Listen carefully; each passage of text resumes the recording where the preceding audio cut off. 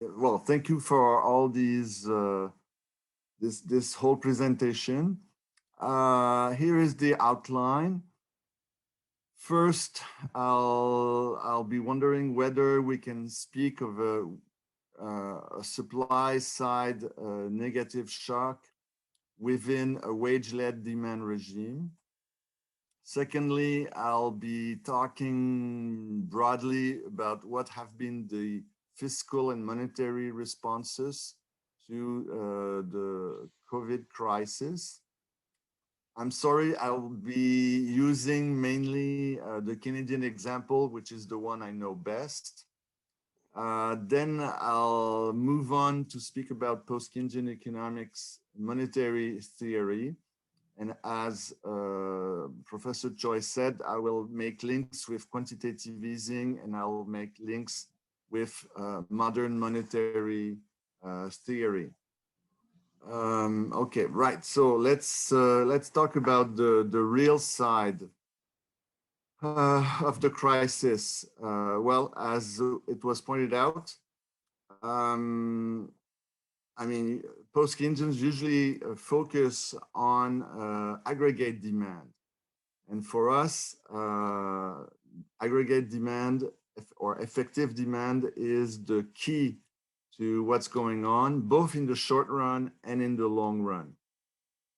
In addition, most post-Keynesians also believe that domestic economies are in a wage-led demand regime, as it was mentioned before.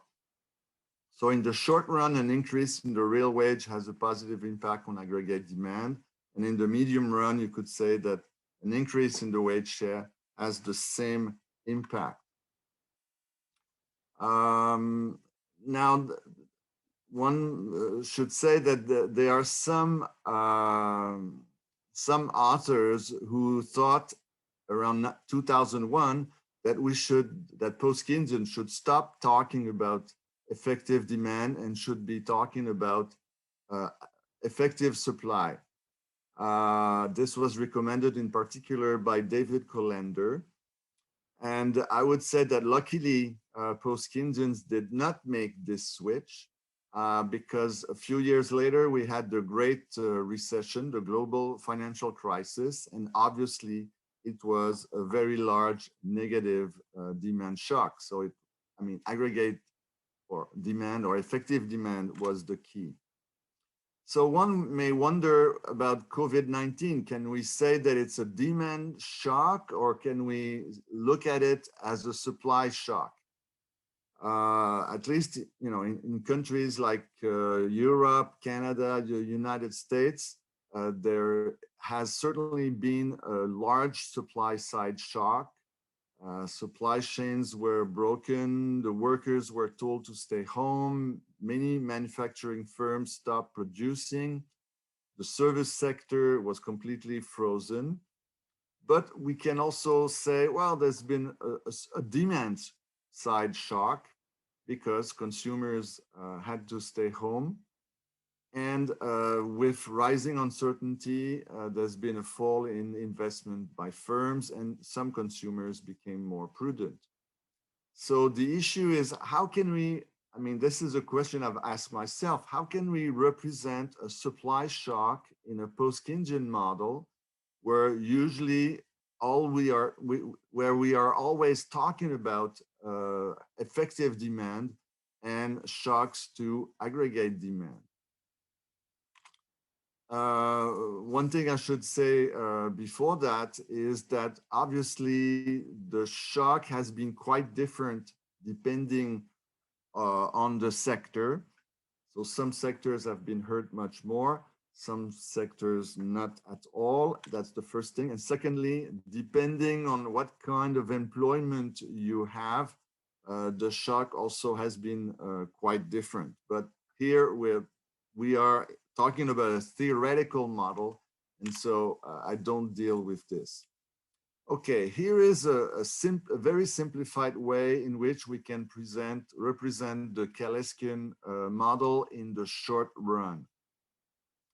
So we assume that the the demand, aggregate demand, if you want, in real terms, is in fact equal to the wage bill in real terms, plus 3 autonomous components, which are basically autonomous component of consumption, of investment, and government expenditures.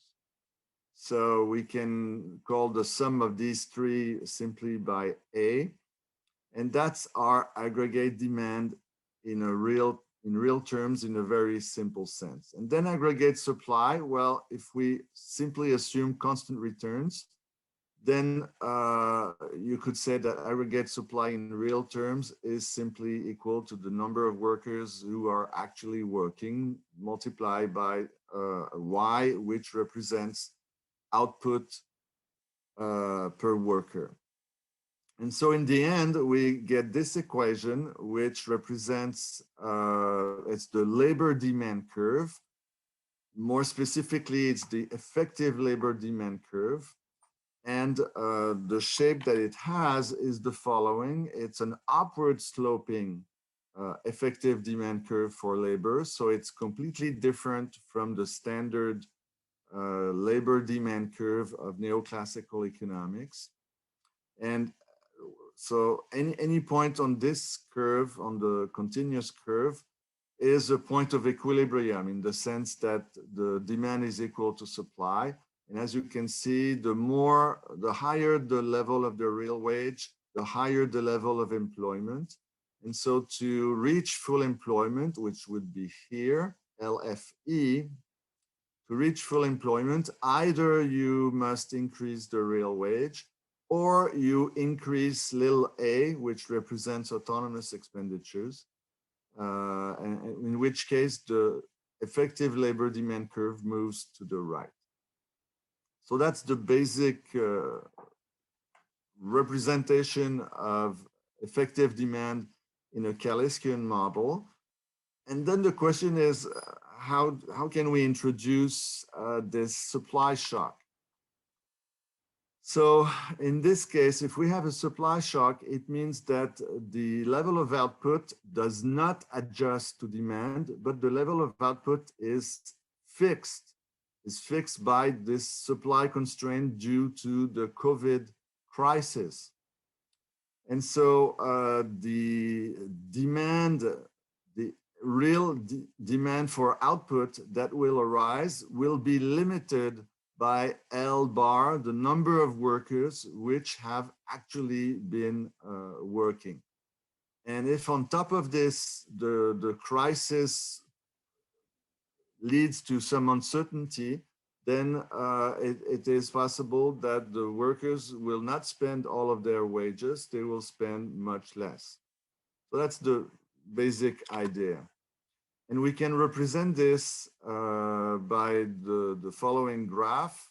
QD represents aggregate demand, which depends on the number of workers which have been hired.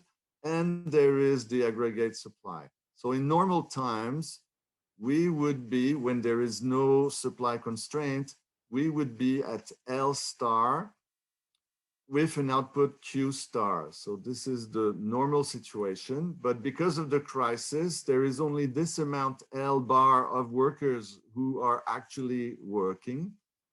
So this means that the supply of goods is only equal to QS bar, which is here. I don't know if can you see my arrow moving or? Yes, Okay. yes, we can. You can see the arrow moving. And therefore, the level of demand is higher. So there's a higher demand than supply. So we have a situation where, well, either inventories will accumulate, or this is the point that I'm making here, my aggregate demand curve will be moving downwards. There is a forced saving. The people, the consumers cannot spend all that they would like to spend, so that the real demand, the constrained demand, is in fact equal to the supply. So this is the situation that we have with, we will wind up with a lot more saving than it would be the case without the supply constraint. Now we can imagine another situation where the government makes transfer payments to the workers that have been laid off as if they were working. So now the level of income for workers will be as if this amount, LTR, this amount of workers were working. So the demand now will be QD bar, but the supply is still being given by L bar, the number of workers who are actually working. And so if the government makes transfer payments in this way, then the forced saving will be even bigger than otherwise. And this is exactly the situation that we have observed. And then when there is a recovery, well, the government will be making smaller transfer payments, the forced saving will be smaller, and so on. And eventually we will reach an equilibrium that will be lower than the non-constrained equilibrium. And that will be because probably some of the workers, some of the consumers now have a lower propensity to spend. So this is the way that one can represent this supply shock in a Keynesian model where usually everything is led by demand. And here I have some numbers for this. Those are the household accounts in Canada. As you know, the crisis started in the first quarter of 2020. The worst situation was in the second quarter of last year. And what is surprising, if you look at household income, you can see that, okay, it was very slowly growing or more or less constant. And then in the middle of the crisis, in the second quarter of 2020, the household income was higher than it was in the previous quarters. Despite the fact that if you look at employee compensation, it went down by approximately $100 billion. The reason for this is that the government made a huge increase in transfer payments to the households, which moved from 350 approximately to $600 billion. The result of this is that disposable income of households was bigger during the crisis than before the crisis, but final consumption was much smaller. As you can see, it's 1,100 here compared to 1,300 in the quarter about 1 year before. And so household saving, which in Canada was about zero in the past, is now this huge number, 360 billion in the middle of the crisis, and it was still 200 billion in the third quarter of last year. So this corresponds, if you want, to the graphs that I just showed. Another interesting thing is to see, well, what about the budgetary balance of the federal government? Well, you can see that in February, the Canadian government was in a small, well, basically the budget was balanced. And then every month it has been running these big deficits. Well, essentially because of the transfer payments. And also, surprisingly, we can see that the cash position of the Canadian government has grown. The government has been issuing, like say in April, has been issuing bonds for 136 billions, but its financial requirements were only 84 billion. So the government makes bigger transfer payments. it's lending, it's making loans to the firms, but it's issuing bonds and bills to an amount which is even bigger than what it needs. So what can we say? What have been the main elements of the current response? And to some extent, what I say about Canada is true also in the US and in some European countries. So there's been those transfer payments. There's been wage subsidies to the firms. There's been loans to firms or subsidies. And all of this has been financed by new government securities. And then on the monetary side, which I will discuss later, the target overnight interest rate has been brought down to 0. There's been those huge purchases of treasury bills and government bonds on both primary market and the secondary market by the central bank. So this is QE, if you want, on the secondary market. And there's been large repo and term repo operations with the central bank providing loans to the financial markets. And I will discuss the monetary side after my discussion of post-Keynesian monetary theory. So there are 3 views of banking. The first view is the loanable funds view, where the idea is that banks are just financial intermediaries. So I'll show a figure by Jacob and Kumhoff. Kumhoff is an economist who worked at the IMF and then at the Bank of England. The second view is the one you find in American textbooks. So it's the so-called deposit or money multiplier view. It's also called sometimes the fractional reserve banking view. So this view can still be found when you read Krugman or Bernanke or Alan Blinder, the new Keynesians. The banks are still special, but you can still have this money multiplier view. So post-Keynesians reject both the loanable funds view and the money multiplier view.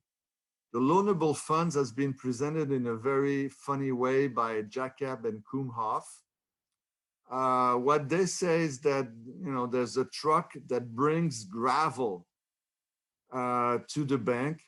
So that's the deposits of this gravel.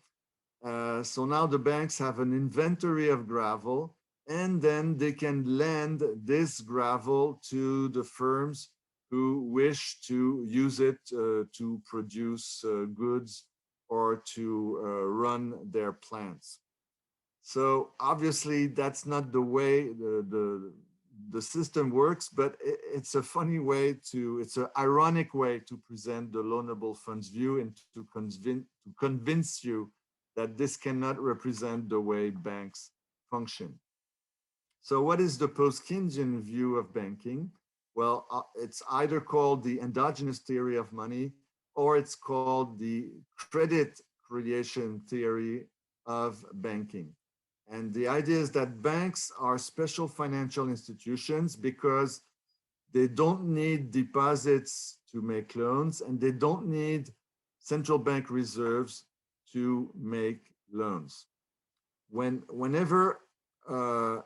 the difference with financial institutions which are not banks?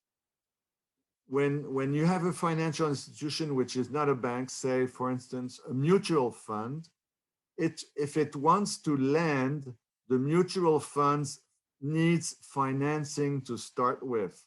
It needs to get access to deposits. The difference with banks is that when they need to borrow, this occurs after the fact. The banks can create their own financing when they make the loan. So we must make a distinction between initial finance and after the fact funding. The banks when they do, they don't need deposits in order to be able to make loans.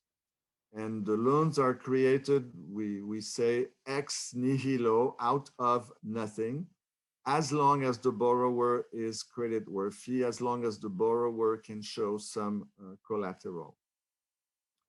So the main limit is the willingness of borrowers to borrow, the willingness of banks to give creditworthy status to their customers. And those are the limits, essentially, or perhaps the collateral. So, well, simply the bank, when it creates money, simply makes a loan, and automatically there is a deposit that will be created on the liability side of the bank. The bank does not first need deposits in order to be able to make the loans. It makes the loans and it creates the deposit at the same time. What is the role of the central bank in such a framework? Well, the central bank mainly takes defensive measures. It responds to autonomous factors that have an influence, that have an impact on the supply of reserves. So what the central bank tries to do is supply the amount of reserve which is being demanded by the banks.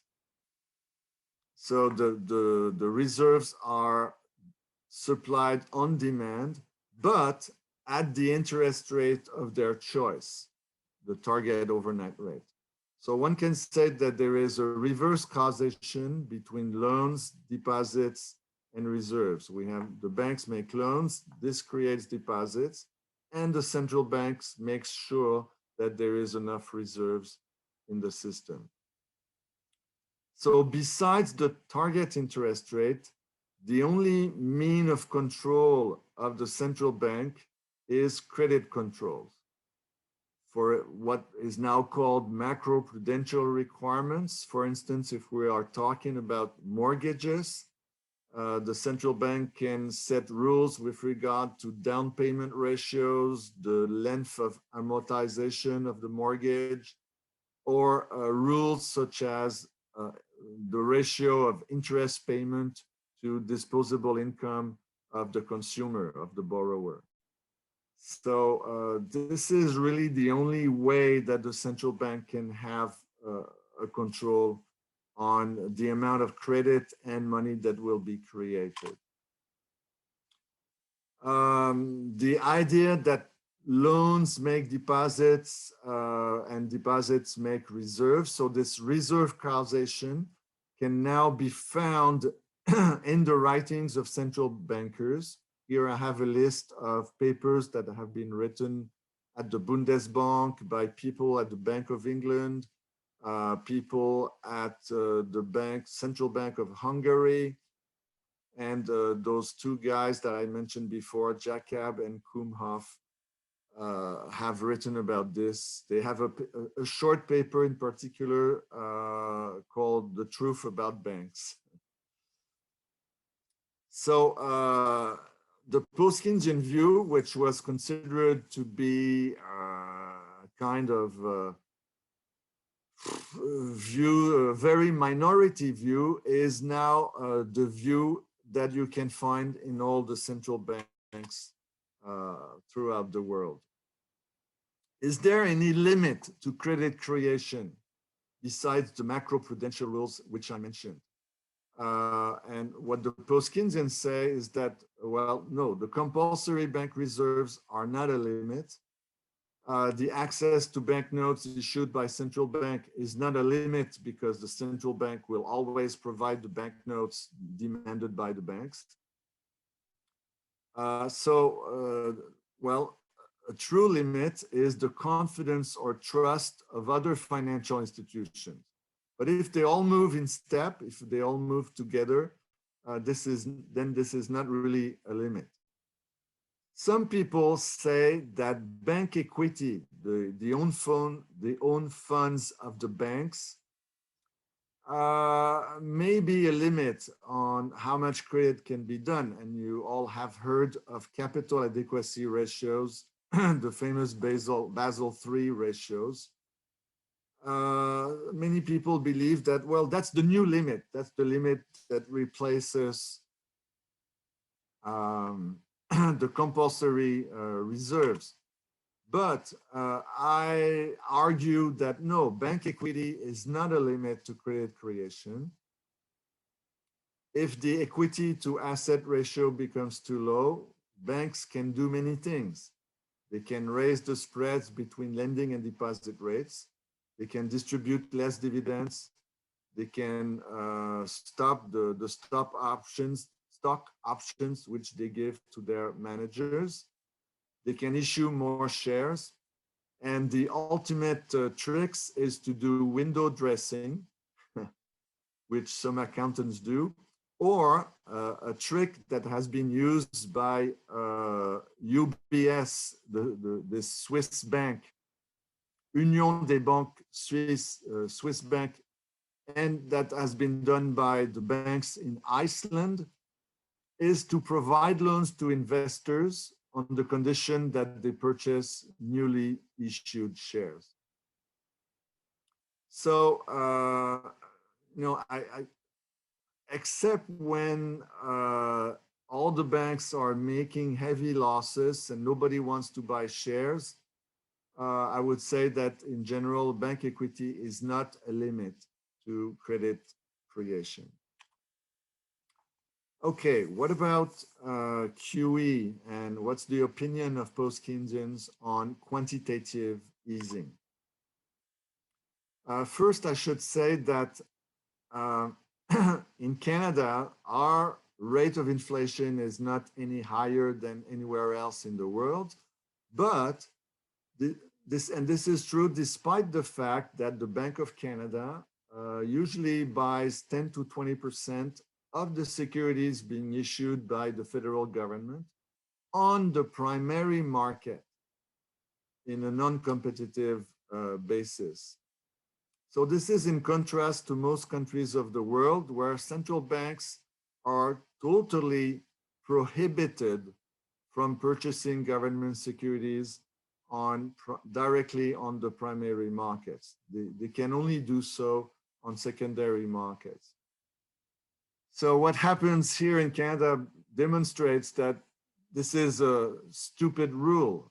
I mean, in Canada,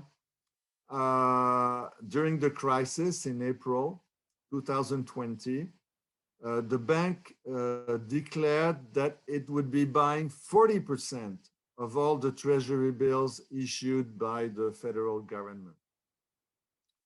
And with respect to bonds, that number reached even 80% for a while. So the central bank bought many more treasury bills and bonds from the Canadian government on the primary market, directly from the government.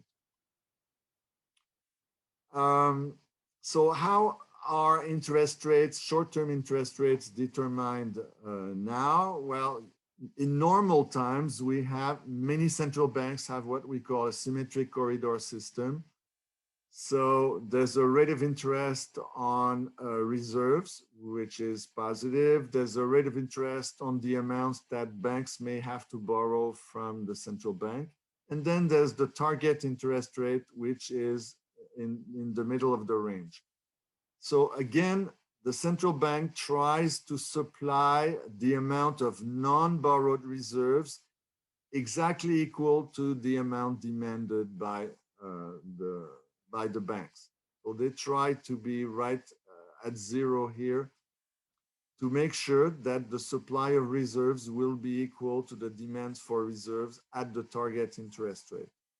But we are not in normal times. I mean, right now, both in Canada, in Europe, with the ECB, in the US, we are in a system that we can call the floor system, where the target rate of interest of the central bank is in fact equal to the rate of interest on reserves. And so the central bank does not target, well, zero reserves anymore. Like in Canada right now, the amount of reserves in the system is more than $300 billion, whereas usually it is exactly equal to zero, because in Canada, there is no demand.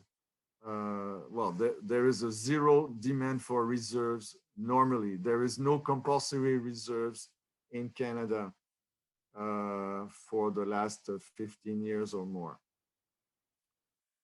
So this is the situation in which we are in Canada. It's the same in the United States. You may have heard about this. This is often discussed in the US. And in the US, they have decided to go on the floor system forever. I mean, this is the change. They're not on the corridor system anymore. They said, we will be on the floor system forever.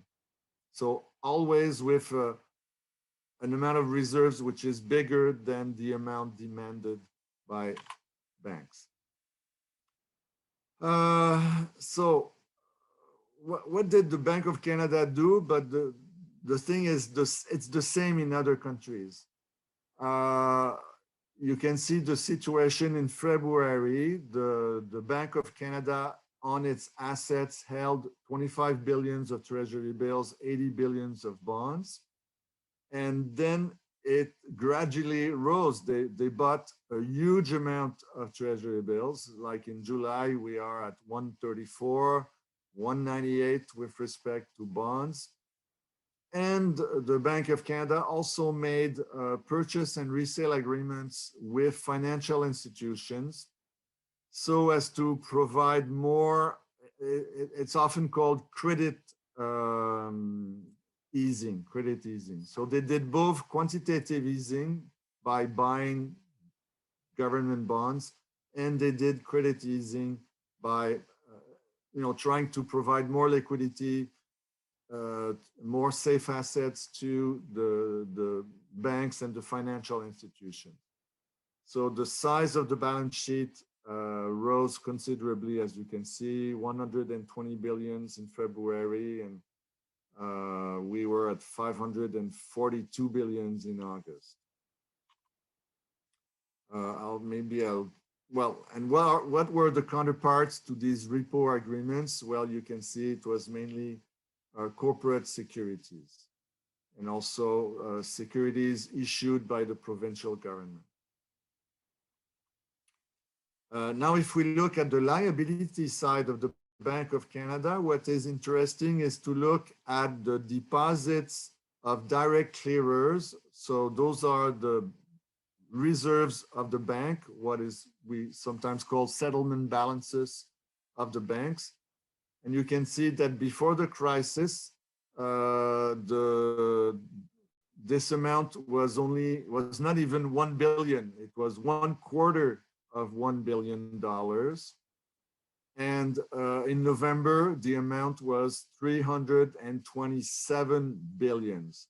So it's the amount of reserves in the system is 1,000 times bigger than before. And remember, I said that the Canadian government was issuing more liabilities, more securities than it needed. And you can see that the deposits of the Canadian government have also increased considerably during the crisis. So this, and the rate of inflation is still below 2%, despite the fact that we have this huge amount of reserves. And despite the huge amount of reserves, there is no increase really in the money supply. Other central banks have done exactly the same. You can look at in Australia, in Sweden, in the US, the Bank of England. All these banks have made huge purchases from March to December of bonds or treasury bills. And Canada has, well, the Bank of Canada bought a lot, but you can see that in England, they bought even more. So what's the view of post-Keynesians on quantitative easing? Well, our views are very similar to those of Keynes, as he wrote about quantitative easing back in 1930. So very often people believe, oh, quantitative easing is something new, but Keynes talked about it. He said when things, when we have an acute slump, then we need extreme measures.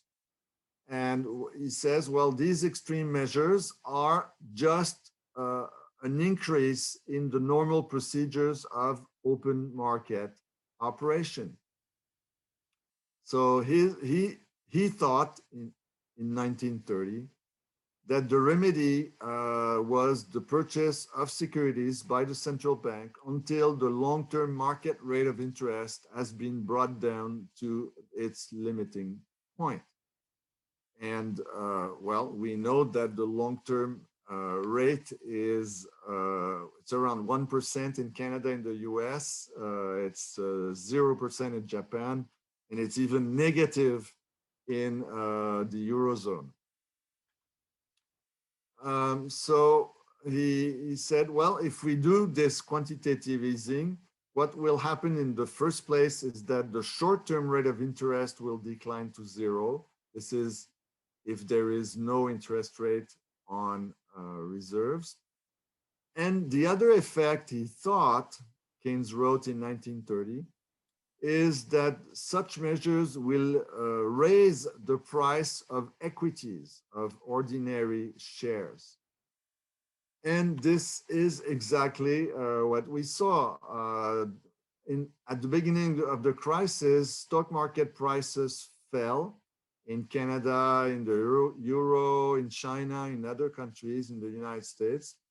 And then well, almost in all these countries, the level of the stock market is now higher than it was before the crisis. So this is to some extent the result of these very low long-term rates of interest brought about by quantitative easing.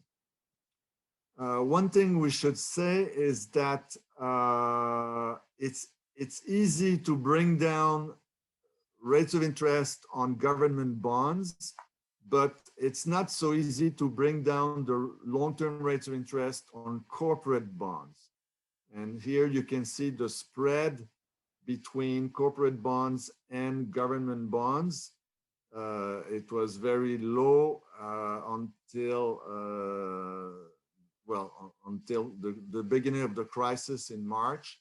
Then it rose quite a lot. It has gone down afterwards, but it's still higher than what it was, well, slightly higher than what it was, say, in 2018. Keynes changed his views about monetary policy. At the beginning, he thought, in 1930, he thought that would be enough. But when he wrote the general theory, he changed his mind in 1936.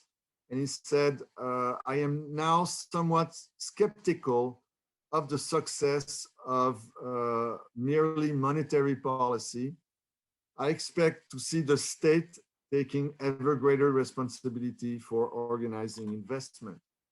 So the point of view of Post-Keynesians on quantitative easing is that, okay, it's very nice, you can bring down the long-term rate of interest or you can raise stock market prices, but the problem is that firms take production and investment decisions on the basis of expected sales, not really on the basis of interest rates.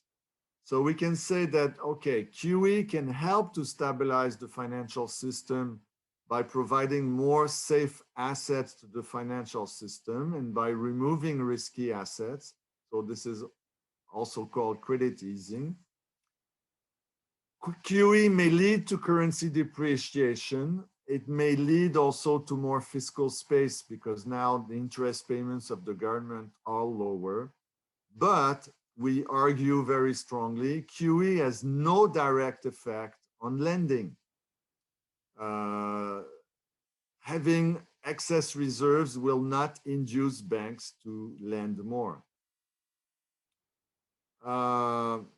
So in a more, looking at it from a bigger angle, Post-Keynesians have always argued that monetary policy is mostly effective to create recessions.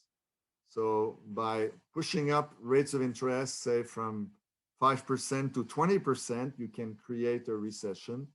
But the monetary policy can do very little to raise economic activity. And so, you know, people say you can always bring a horse, but you cannot force the horse to drink. Or people also say you cannot push on a string. And this is very much true. So post-Keynesians have always argued that fiscal policy, mainly through public expenditures, is the most effective tool to raise economic activity. So you need fiscal policy to be expansionary when you are in a crisis. And well, usually, I mean, post-Keynesians like myself and my colleague Mario Seccareccia, we always argue that central banks should have a dual mandate, which means, okay, they can look at inflation, but it should also be very much concerned with unemployment or employment. Okay, what's the link between post-Keynesian economics and modern monetary theory? I should first say that the advocates of modern monetary theory, or MMT, are originally post-Keynesians. So they are post-Keynesians, but they have a more specific view on the relationship between the government and the central bank. And they have been very active in marketing their ideas under the name of modern monetary theory. In fact, the two of the leading advocates of MMT are in fact the editors of the Journal of Post-Keynesian Economics. I have in mind here Jan Kregel and Randall Wray. There's a, well, because there's a lot of talking about MMT, there's also some fears about MMT. For instance, in the United States, there are many commentators who are talking about how we are going full MMT and trying some crazy MMT experiment. And in Canada, Chrystia Freeland, who is our Minister of Finance, in a speech in October, at the end of October, talked about how much the federal government was doing to help the economy against the COVID-19 crisis. But she had this sentence here about MMT where she said, "I am not among those who think Canada should have a fling with modern monetary theory, which holds that deficits don't matter for a government that issues debt in its own currency." So we have this funny situation where governments are more or less doing what MMT are advocating, but at the same time they are saying, no, I am not a believer in MMT. So I'll try to explain this paradox. There is this very interesting editor at Bloomberg called Joe Wiesenthal, who has been writing, trying to explain what MMT is and isn't. And what he says, I think, is very good. What he's saying is that, well, okay, it may look, I mean, what the governments are doing now may look like MMT, but in fact, it's to some extent, it's just the standard Keynesian policies being pushed to its extreme. So the American government is having fiscal stimulus, but he says the US has done this many times in the past. Quantitative easing is not necessarily MMT. It's a tool that central banks employ.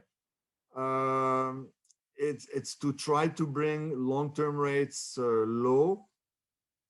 We just saw that Keynes was himself advocating quantitative easing. Low rates, well, low rates are just low rates. So then he's asking, so what is MMT? What is exactly MMT? And the only thing that is specific to MMT is the argument that government spending is always based on monetary financing. And it's also their argument that, well, the government does not need to borrow in order to spend. So what I want to say is that I am in agreement with the way MMT advocates describe the relationship between the government and the central bank, but they sometimes make statements which go too far. And this is what scares some of our colleagues in economics. So here I have 4 statements that MMT people make, which annoy most of us, and which annoy also mainstream colleagues who have some sympathy with Keynesian economics. So they will say things like, a sovereign government can spend by simply crediting a bank account. Or they will say, the central bank and the government are consolidated into one single institution. Therefore, the Treasury can act as if it were a bank. But the reality is it's not a bank. Or they will say taxes and issues of securities do not finance government. They may even not be needed. And then they will say, well, then because we don't need taxes, we don't need to impose extra tax rates on rich or wealthy taxpayers in order to finance, say, all the expenditures that the government does as a result of the COVID crisis. And then they will say a government which is sovereign and faces no financial constraint, if it issues its debt in its own currency and if it has a flexible exchange rate, just if there is any problem, just let the currency depreciate. So this is also annoying a lot of my colleagues who live in Mexico, who live in emerging economies, who know that when a currency depreciates, there can be very bad consequences. Okay, so what can we say as a conclusion about modern monetary theory and all that? Well, what's interesting is that because MMT has been so active in the media, has had such an influence, and on top of that, one of the MMT advocates was an advisor to Bernie Sanders, who was one of the candidates for the Democrats at the presidency. What has happened is that as I say in the last paragraph here, the attitudes around the deficit and spending have been changing. Deficit phobia is now on the way out. There's an appreciation that fiscal policy is a very powerful tool. There's the idea also that full employment is a good thing. So it's true that the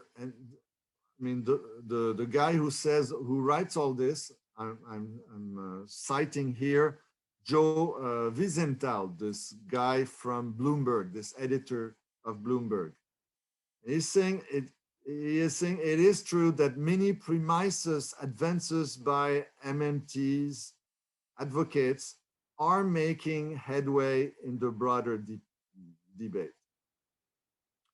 But, says Wiesenthal, in terms of policies that we are doing or seeing right now, it's all conventional stuff, but on a large scale to address a very large crisis. So I am in agreement with him. What we see, in fact, are Keynesian policies being pushed to its extremes. But that corresponds also to what modern monetary theory is advocating, and it also corresponds to what post-Keynesians have always been advocating as well.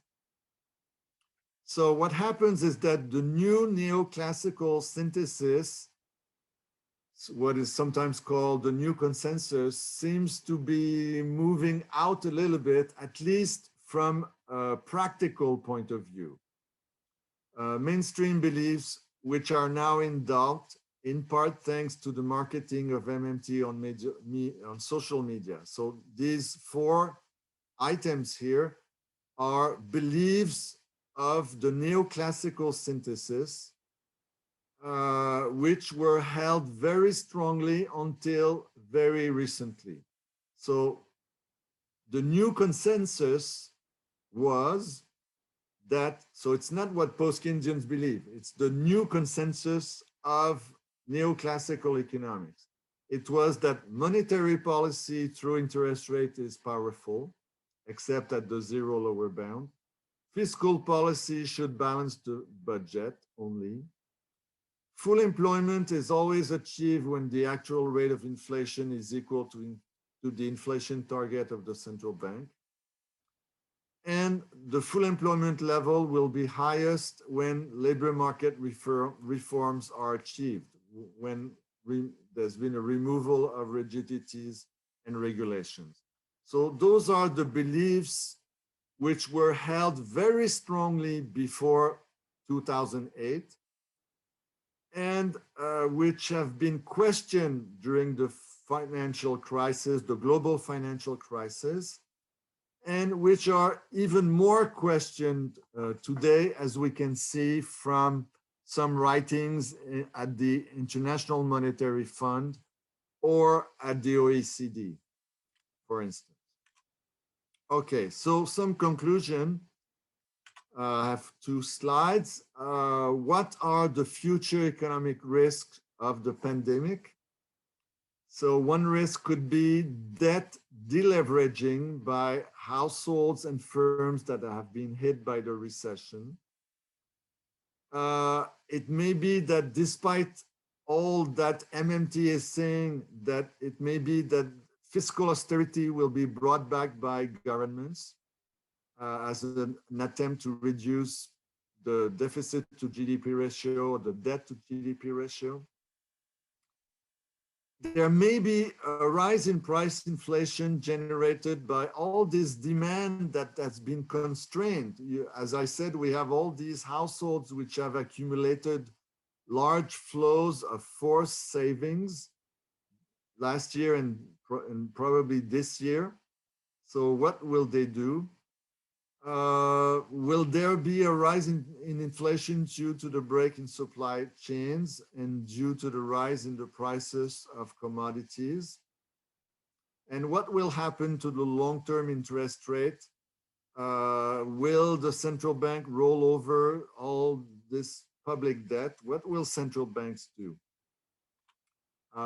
So this is something from the Bank of Canada. They say, well, consumption will gradually rise. This is the red line. But what if consumption rises, very briskly, as indicated by this other dotted line?